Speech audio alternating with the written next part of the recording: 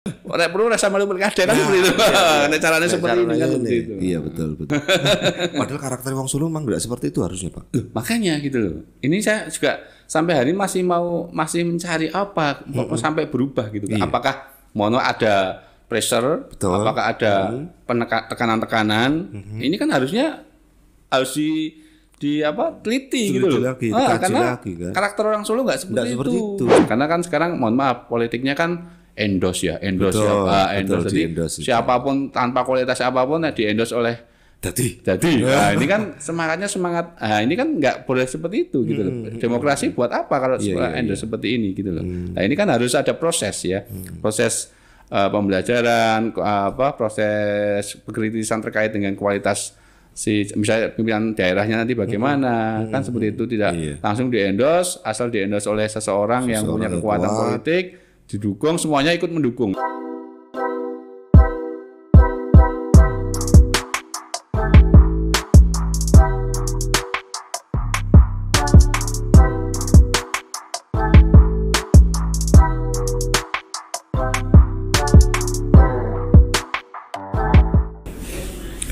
Pemilu 2024 telah usai digelar. Kota Solo menjadi salah satu benteng ataupun benteng dari PDI Perjuangan. Dan berdasarkan hasil sementara sambil menunggu hasil penetapan, ada penurunan kursi yang cukup signifikan diraih oleh PDIP Kota Solo. Seperti apa? Bersama saya, Om Herudi, Rasan-Rasan Suara Merdeka Solo. Sudah hadir malam hari ini di meja rasan-rasan kita, studio rasan-rasan Suara Merdeka Solo, Bapak Heru Suprabu dari Bapilu DPC PDIP Kota Solo. Selamat datang, Pak Her. Selamat datang, selamat malam Mas Heru. Selamat malam, Pak. Sehat, Pak? Sehat selalu. Matur suwun sudah meluangkan waktunya untuk ngobrol-ngobrol di acara rasan-rasan, Pak Her. Terima kasih sudah diundang ini. Pertama kali dan mungkin nanti bisa lanjut-lanjut lagi, Pak. Siap. Hari ini kan mulai hangat-hangat. Siap. Jadi Pak Heru Suprabu, matur nuwun kesempatannya. Betul ya, kalau berdasarkan hasil sementara, kan ini belum ditetapkan. Ya. Perolehan kursi PDIP di DPRD Kota Solo menurun. Ya ini memang situasi yang mau nggak mau harus kita terima. Jadi terlepas dari apapun kita sudah mempersiapkan strategi terbaik, karena kalau sesuai dengan target kita kan kita naik 35. Dari 30 menjadi 35 kursi. Tapi karena memang ada tsunami politik ya, yang di luar prediksi karena memang dan kita hadapi bersama, mau nggak mau kita mendapatkan sementara 20 kursi 20. Ya meskipun sebenarnya masih ada satu kursi yang masih kita ajukan ke Bawaslu ya, yang di Pasar karena selisih satu suara dengan gitu. Ini tapi kita asumsikan sampai hari ini kita masih mendapatkan 20 kursi. 20 kursi. Ini artinya ada penurunan 10 kursi ya dibanding 2019 kemarin. Tsunami politik. Mungkin tadi saya tertarik dengan dia sampaikan tadi, tsunami politik. Artinya ini sangat terpengaruh sekali dengan apa yang publik mungkin sudah diketahui juga, bahwa di mana Mas Gibran itu juga sudah menyeberang dan tidak lagi sejalan dengan PDIP. Ada kaitannya dengan itu, Pak Her? Ya, karena ini kan pileg ini kan bersama dengan pilpres ya. Betul. Ya, pilpres. Jadi kita mungkin juga sudah mengetahui kan selama ini kan suka tidak suka Mas Gibran itu kan dulu diusung oleh PDI Perjuangan, wali kota waktu saat wali kota, dan sampai detik terakhir beliau kan masih tegak lurus lah, tegak lurus masih memperjuangkan. Bahkan pada saat pelantikan dan penguatan pemilu beliau hadir, dan kita ada saat itu ada simbolis penandatanganan kesepakatan bersama untuk memenangkan 35 kursi. Dan beliau ikut tanda tangan juga di situ. Termasuk kita juga rencana strategis Bapilu waktu kita koordinasi juga kita paparkan ke beliau dan sebagainya. Jadi memang saat itu ya kita masih yakin beliau akan tegak lurus dan tetap di PDI Perjuangan. Tapi dengan realita yang ada, akhirnya beliau mencalonkan sebagai Wapres. Ya mau nggak mau kan ini ada tsunami politik yang saya sampaikan. ya. Jadi ya memang dan hasilnya sudah kita ketahui bersama ternyata memang sangat berdampak luar biasa bagi kita dan tentunya ini menjadi catatan-catatan buat kita ya untuk mengevaluasi ke depannya dan ya mau berat memang menerima kenyataan tapi ya tetap harus semangat ya kita bangkit tapi meskipun 20 kita masih terbanyak karena di bawah kita 7 itu PKS ya. Jadi kita masih meskipun tidak mayoritas 50%/1 tapi kita masih mayoritas dari 45 kita dapat 20 itu artinya masih kursi pimpinan masih dipegang oleh PDI Perjuangan kan ya, mesti pimpinan dewan masih kita kuasai lah. Jadi memang dampaknya juga luar biasa sekali ya ketika melihat bahwa turbulensi kursi yang ada di Kota Solo ini. Kalau publik mengatakan wah kandangnya banteng memang jebol hari ini yang ada di Kota Solo. Jadi sepakat dengan istilah itu, Pak Her?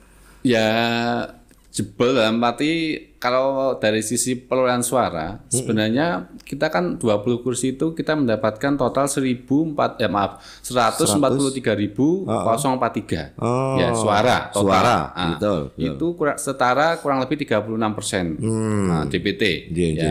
Itu naik sedikit di atas Pilpres ya. Pilpres kan kita dapat 34,43% Pak Ganjar ya di Solo. Jadi sebenarnya itu ya memang real suara militan PDI ya itu ya. Primordial PDI itu ya memang sekitar 30-40%. Jadi itu sebenarnya masih bertahan. Terjaga sebenarnya masih terjaga dan bertahan ya. Terjaga. Jadi kalau jebol sih enggak juga. Tapi memang simpatisan yang mungkin masih ya bukan primordial ya dari kalau di Solo itu kan kalau mbah-mbahnya itu PDI kalau cucunya nggak PDI itu kayak berdosa seperti agama kan ya seperti agama itu ya bisa ada seperti itu karena saya pernah melakukan survei itu mengapa memilih PDI karena kakak orang tua saya PDI itu hampir 85%. Jadi memang primordial yang tinggi dan itu memang di angka 36%. Jadi ya masih ini ya dengan tsunami yang besar seperti itu kita masih mendapatkan 35%. Itu berarti ya memang suara PDI yang militan yang itu asli masih ya seperti itu ya. Artinya kalau yang di luar itu memang mungkin sudah di luar yang jenengan sampaikan tadi. Kalau kita ngacu pemilu yang pertama tahun 55 itu PNI kan ya di angka-angka itu ya 35% sampai 40%. Jadi itu memang masih kita jaga gitu. Terjaga kalau menurut saya masih terjaga. Kalau dari data ya. Kalau memang kalau dari sisi realita kok dari 30 menjadi 20 ini kan seolah wah jebol telur kalau ini kan. Gitu. Ini ada pengaruhnya juga mungkin yang jenengan sampaikan tadi bahwa di Solo itu sudah dalam tanda kutip sudah seperti agama ketika orang tua atau mbak-mbak PDI, anak-anak rata-rata PDI lah. Hari ini adakah pengaruhnya dari Gen Z atau generasi milenial itu yang masuk dalam di luar 34, berapa persen tadi? Ini memang tentunya nanti akan menjadi PR Dewan Pimpinan Cabang untuk mengelola konstituen ya. Jadi memang di lapangan jujur kita akui cukup banyak orang tua yang mengeluhkan anak-anaknya. Betul. Yang Gen Z ini. Jadi Pak istilahnya angel Pak anak kuala gelem gitu lah. Jadi beda kayak yang dulu. Apakah ini memang ada perubahan zaman ya atau kan memang komunikasi yang tidak nyampe terkait dengan pendidikan politik yang meskipun tidak secara khusus di pendidikan politik tapi yang dulu-dulu itu mulai ada pergeseran yang Gen Z ini. Jadi memang mungkin kita perlu ada penetrasi khusus ke Gen Z itu untuk agar mereka karena ideologinya kan dasarnya masih tadi ya mungkin mereka like suka tidak sukanya itu ya tanpa ideologinya harus kita perkuat ya pendidikan ideologinya agar memilih berpolitik itu juga punya idealisme, punya ideologi yang kuat apa yang akan diperjuangkan bukan ikut-ikutan apa seneng tidak seneng lah ini yang mungkin menjadi PR kita untuk ke depan untuk kita garap khusus untuk yang agar tidak ada putus regenerasi ke bawah itu sambung bambunya terjalan jangan sampai nanti hilang gitu. Engko mbak wis serane anake serane putus kan repot nanti. Gitu. Ini menjadi PR kita Mas Edu itu yang akan menjadi catatan kita khusus. Atau mungkin juga PDI Perjuangan di Kota Solo kemarin memang tidak sampai nyuwun ngapunten tidak sampai mengantisipasi bahwa tidak artinya ini malah tidak digarap Gen Z ini? Artinya strategi-strategi kampanye yang masih dilakukan adalah strategi yang mungkin masih tradisional seperti yang kemarin atau seperti apa? Sebenarnya sudah ya. Kebetulan kayak saya selain di Bapilu saya juga wakil ketua bidang pemuda dan olahraga di DPC ya. Jadi tugas saya pertama itu di situ karena Ketua Badan Pemenangan Pemilu Pak Putut, Mas Putut Sedo, jadi saya itu merangkap. Sebenarnya tugas saya itu di pemuda dan kita sudah cukup banyak ya, karena kita misalnya kan Gen Z ini kan misalnya kita sudah hampir 4 kali mengadakan lomba e-sport ya, generasi Gen Z ini, dan saat itu beberapa kali Mas Gibran juga selaku wali kota dengan sebagai kader PDI juga sering datang di acara-acara kita. Sebenarnya kita sangat dekat lah itu tadi, karena memang Gen Z ini kan lebih ke panutan ya, kayak betul. Tokoh panutan tokoh panutan lah. Mungkin saat itu memang yang kita branding sebagai tokoh muda kan ya Mas Gibran kan gitu, sebagai kader kita gitu. Di awal-awal itu kan masih satu barisan gitu lah. Mungkin ya ini karena beliaunya ke Wapres ya mau nggak mau ya kan agak sulit mengatakan bukan PDI lagi kan nggak bisa gitu. Karena memang beliau juga KTE kan nggak dikembalikan kan sampai hari ini. Jadi memang ya itu juga mungkin bagian dari strategi. Jadi ya memang mungkin yang Gen Z ini sama aja Mas Gibran kan ya PDI kan seperti itu mungkin ya. Jadi tapi yang realitanya pasti berpengaruh gitu loh yang kita hadapi. Tapi sudah kita garap, kita sudah punya program-program khusus ke Gen Z untuk tetap ke kita gitu loh. Artinya lebih kepada figur yang di awal sudah dibawa itu ternyata di tengah jalan atau di persimpangan jalan memang berbeda bisa itu karena ini mereka sudah terlanjur terlekat Mas Gibran, PDI. Nah, artinya ini nanti ke depan memang akan menjadi bahan evaluasi juga bagi DPC. Pak, 20 kursi yang hari ini sudah diperoleh oleh PDI di DPRD itu, kalau hitung-hitungan pilkada itu sudah bisa berangkat sendiri ya? Oh sudah, karena kalau pilkada itu kan kalau di Solo minimal untuk bisa mengusung calon itu kan 9 kursi. 9 kursi. Kita lebih kan bisa mengusung 2 calon. Iya, 2 calon ini malahan. Iya lebih 20. Artinya sudah aman untuk tiket ke pilkada November itu nanti ya. Aman.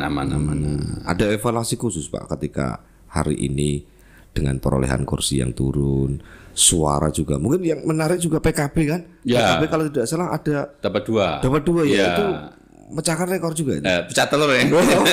Karena setahu saya PKB itu tahun 99 ya terakhir ya.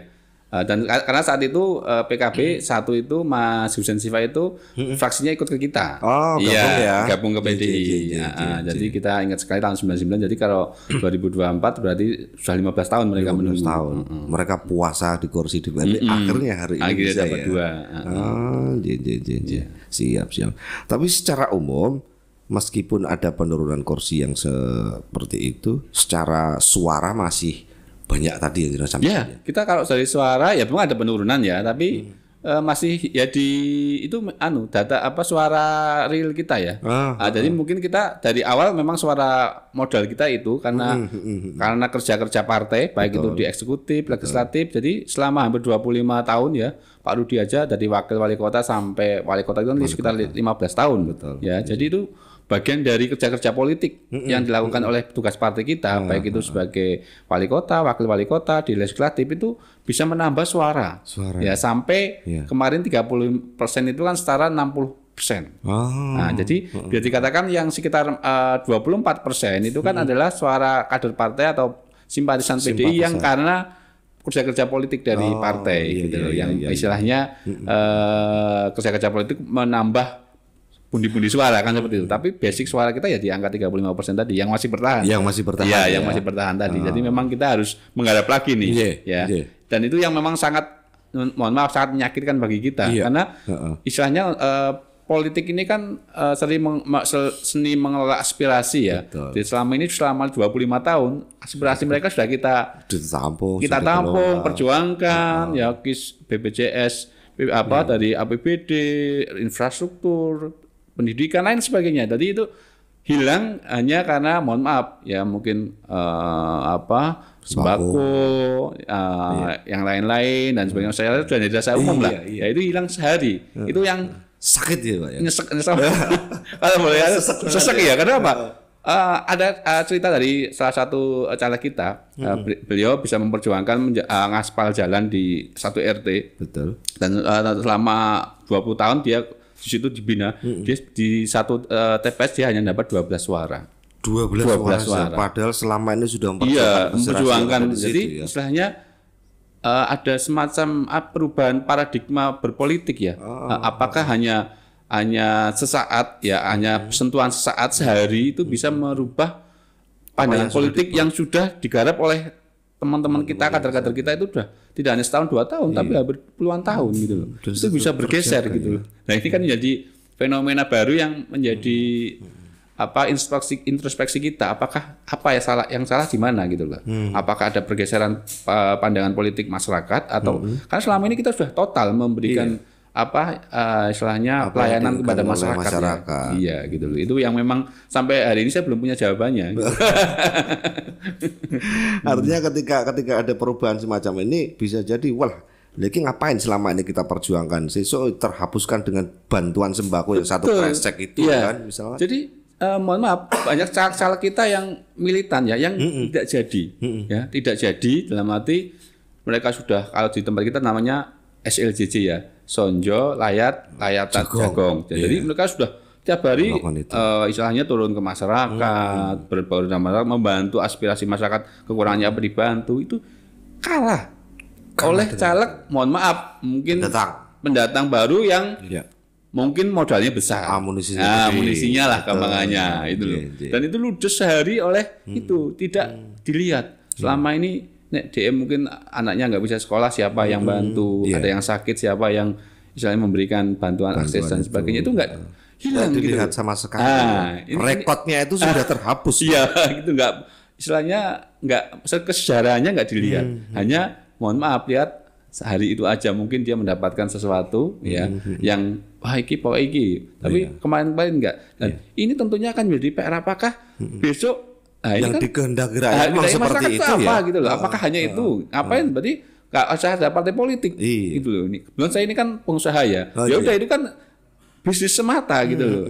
Dalam arti untuk ada itu transaksional gitu loh. Transaksional meskipun saya pengusaha yang di politik tapi politik kan beda gitu, bukan transaksional. Tapi situ kan ada proses pembelajaran, proses pendampingan, edukasi, kemudian solusi masyarakat.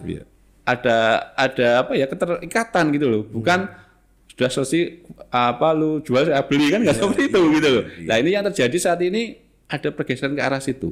Yang ini menjadi istilahnya keprihatinan kita bersama. Apakah pilkada nanti juga akan seperti itu? Nah, gitu. Ini kan jadi akhirnya kalau orang Jawa itu kayak apa ya Mas Heru istilahnya ngonek-ngonek yo sak seleh wae lah gitu. Iya.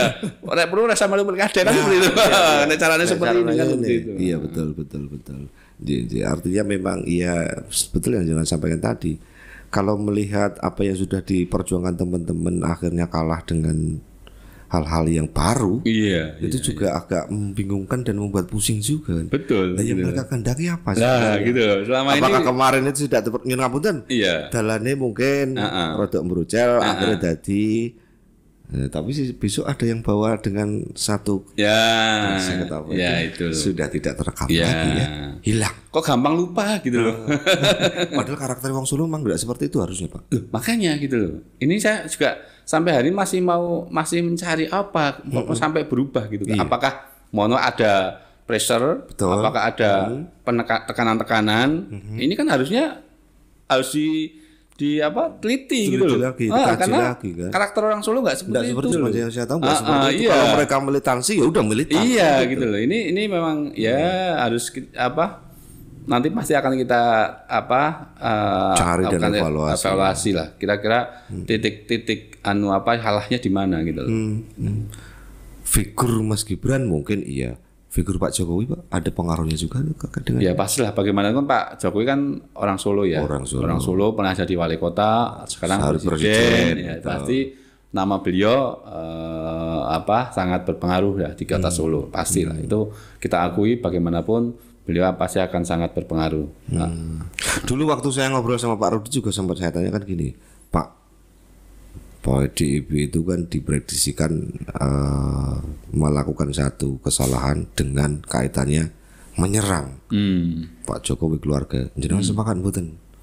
Wayura gitu kan. Kalau menurut panjenengan apa strategi yang kemarin dilakukan itu juga sangat berpengaruh terhadap perolehan hari ini yang ada di Kota Solo? Ya, bagaimanapun strategi yang kita ambil, kita pilih kan bagian dari strategi untuk pemenangan. Ya, kalau bisa dikatakan salah apa enggak kan setelah kita lihat hasil. Ya, kalau kita lihat hasil kan bisa dikatakan pasti akan kita evaluasi. Saya kira strategi mana yang mungkin kemarin perlu kita perbaiki lagi. Ya, kita perbaiki lagi, dan memang bagaimanapun hasil apapun hari ini itu adalah bagian nanti pasti akan kita evaluasi. Tidak semua strategi kemarin memang kita terlalu show off ya. Show off, kita juga terlalu sering banyak kegiatan-kegiatan. Nanti energi kita habis untuk kegiatan-kegiatan. Ya, contohnya seperti itu. Mungkin itu salah satu yang akan kita evaluasi. Gitu loh. Kalau dari 5 dapil ya Pak yang di sini? 5 dapil ya. Yang juaranya masih di mana Pak dari dapil itu? Yang khusus PDI? Jebres. Jebres. Jebres kita masih dapat 6 kursi. Ini Jebres. Yang masih ramai berarti. Ya. Kalau yang lainnya Pasar kita dapat 4, terus Lawen 4, terus dapil Banjarsari baik dapil Banjarsari 1 atau 2 3. 3. Tapi di Kota Solo enggak pakai komandante ya? Enggak pakai. Iya, kita sama Boyolali enggak, karena kita dulu menang 55%, tadi kita tidak diwajibkan menggunakan komandante. Komandante hanya di Jawa Tengah kecuali Solo dan Boyolali. Oh iya, asik kayaknya komandante.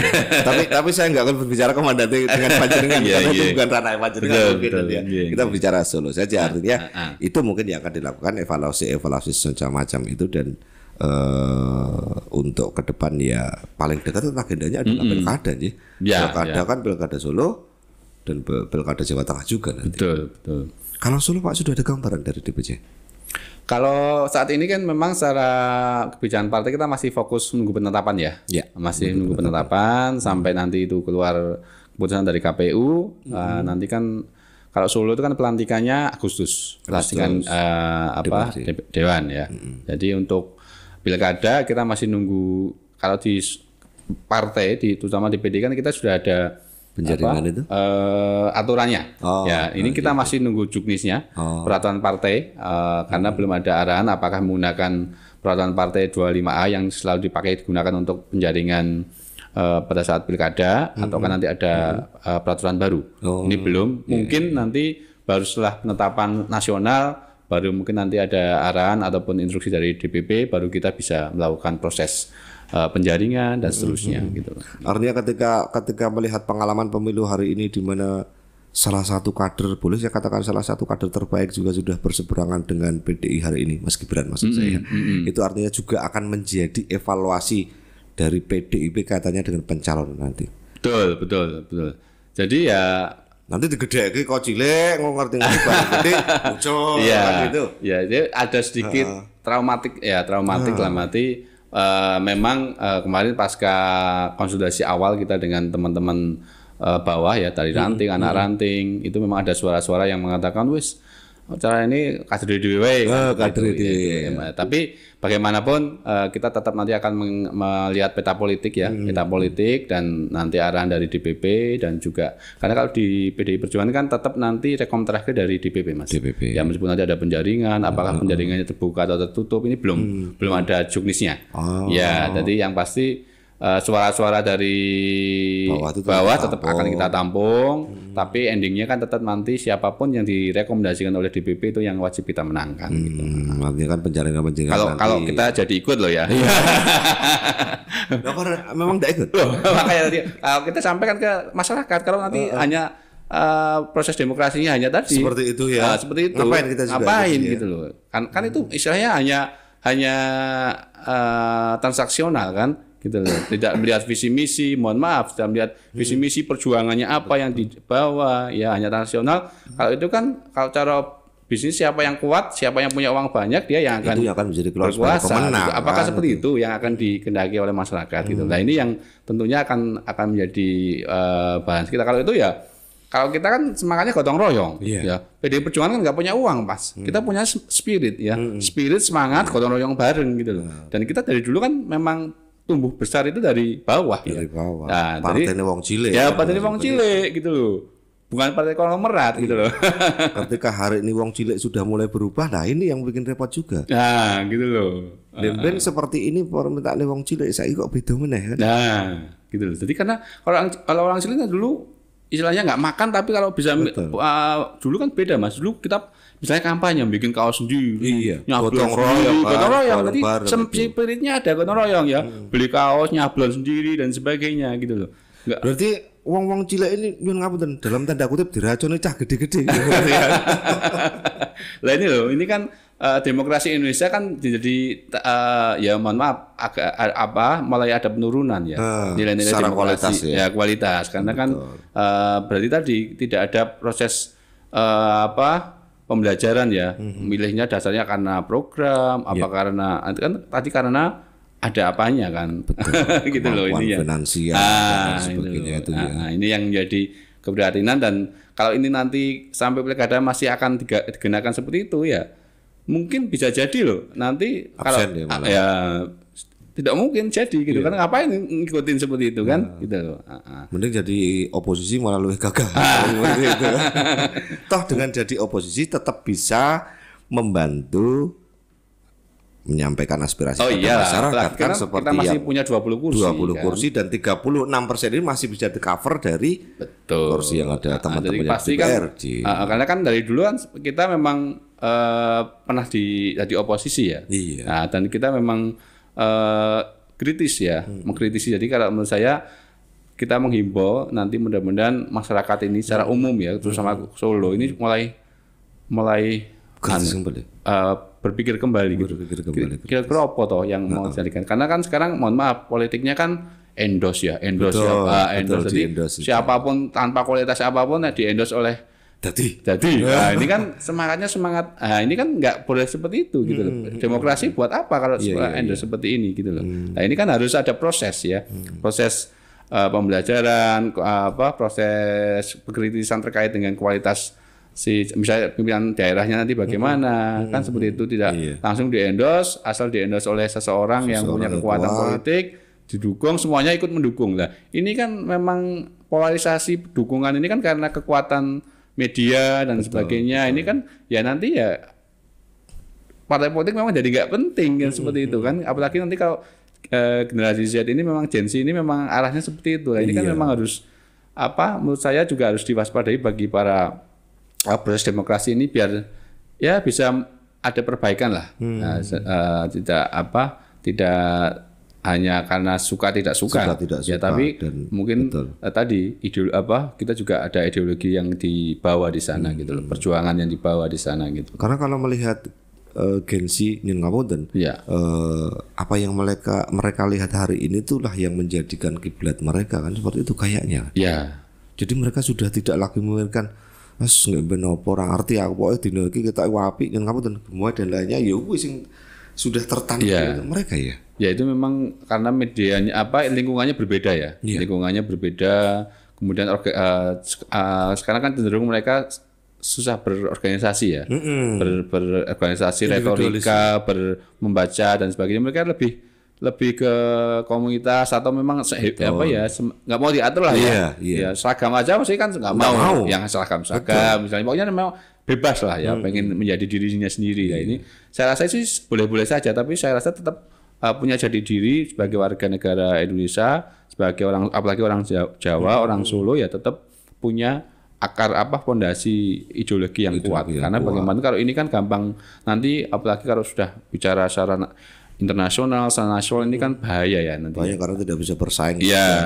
Dan negara NKRI ini kan harus jadi harga mati. Makanya ini harus pondasinya harus kuat gitu loh. Toh satu hari nanti ketika ada kesempatan mereka juga punya kesempatan untuk menjadi pemimpin di negeri ini kan gitu Pak. Nah, harus mulai di penetrasi lagi ke kelompok-kelompok Gen Z ini agar mereka juga paham gitu loh. Saat memilih ini tidak hanya atas dasar suka, tapi juga punya literasi terhadap yang dipilih itu agak literaturnya harus minimal memilih itu tidak hanya kayak memilih makan, wah aku senang ini udah. Iya, jackfruit misalnya udah selesai. Udah, susah kan? Padahal di sana ada nasi sego gudangan, sego liwet. Nggak mau nyoba, itu anggap mau, kan? jelek kan? Gitu. Nah, ini yang mungkin jadi PR kita bersama lah untuk. Padahal secara kualitas, secara rasa mungkin dengan yang ini yang kemasannya bagusan yang itu. Ya, tapi kan mereka sudah enjoy dengan kalau nggak ini nggak mau gitu loh.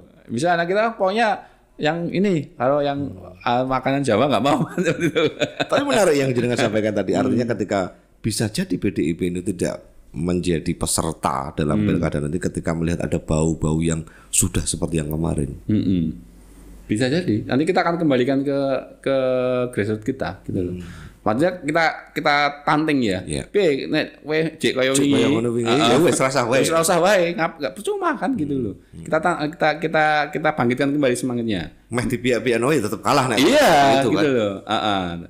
Enggak, nanti kalau kita kompak lagi, kemarin kita udah konsolidasi, nanti kita habis lebaran kita akan mulai konsolidasi lagi, menata lagi, kan kita tantang gitu loh. Kalau memang nanti hasilnya euforia muncul lagi, gotong royong, semangatnya muncul lagi, ya semangat lagi. Tapi nek sudah transaksional maunya ya rai wae gitu loh. Karena nututi layangan pedot toh sama aja, nggak mungkin Ora kuwi ngimbangi kan. Nggak bisa ngimbangi gitu kan. Apalagi mohon maaf kalau sudah transaksional ini kan masalah siapa punya apa, bisa apa. Nah, jadi ya semangat spirit gotong royong ini harus kembali ditumbuhkan lagi gitu loh. Siap.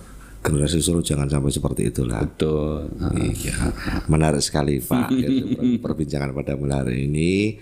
Ya apapun yang sudah terjadi ya kemarin hasilnya seperti itu, mau tidak mau sakit memang. Sakit sekali. Iya. Artinya ketika wis Koji itu saya boleh mengibaratkan kayak wong tua sing lelong-lelong anak ini. Iya itu. Iya. Akhirnya bareng gede melayu ucul malah. Iya, Mas Heru bisa mengenyuar kan. Rasanya ya macam gitu ya. Kalau itu mungkin ditusuk orang yang tidak kenal, tidak sebegitu pedih Pak. Iya. Tapi ketika aku sing bendino timur paribasane dudu sapa-sapa digedhekke. Ya itulah. Jadi termasuk masyarakat juga. Ya kita nggak lihat personal ya, masyarakat juga tadi saya sampaikan. Jadi yang sudah kita perjuangkan hampir 25 tahun ini kita openi lah Jawanya dalam arti kita layani mereka ya, mulai tadi pendidikan, kesehatan ya, kebutuhan infrastruktur dan sebagainya itu hilang. Ya, hilang sehari gitu loh. Merucut sangka kudangan.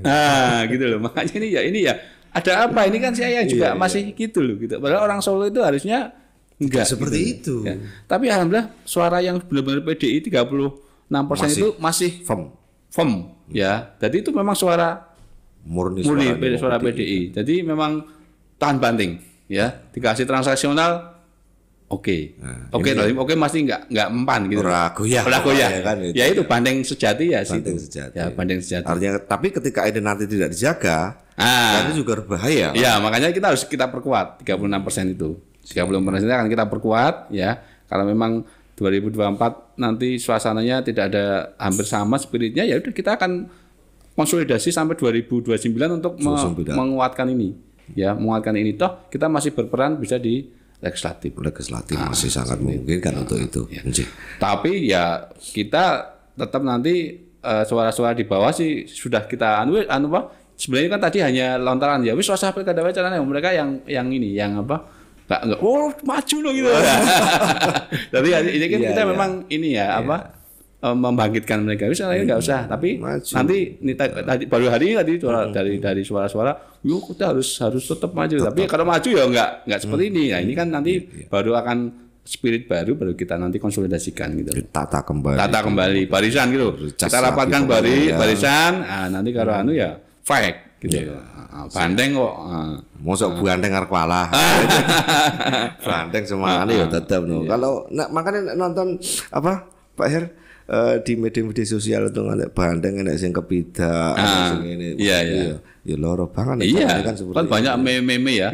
Meme terus ya seolah-olah bandeng kok lemah banget gitu. Meskipun kalau kita secara nasional kan bagaimana masih juara gitu. Masih juara secara nasional meskipun sudah di kalau ada meme itu dipanah dari mana-mana, pandangnya cek gagah kan gitu. Ya itu kan ya bagian dari spirit kita ya. Jadi insya Allah kalau masih juara lah, itu salah satu nilai plus yang masih bisa membangkitkan spirit kita. Ya. Termasuk di Solo pun bagaimana kita masih juara, di nasional pun kita masih juara. Tapi jangan puas hanya juara, tapi bagaimana kita menatap ke depan ya untuk mempertahankan khususnya Solo ini tentunya bisa meraih lagi.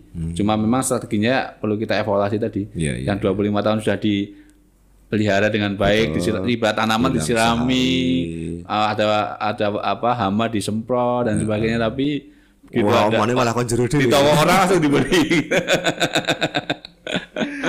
Terima kasih sekali Pak Heru Suprabu. Menarik sekali berbincang dengan panjenengan malam hari, tapi ya nyuwun ngapunten karena keterbatasan waktu juga. Mas Heru.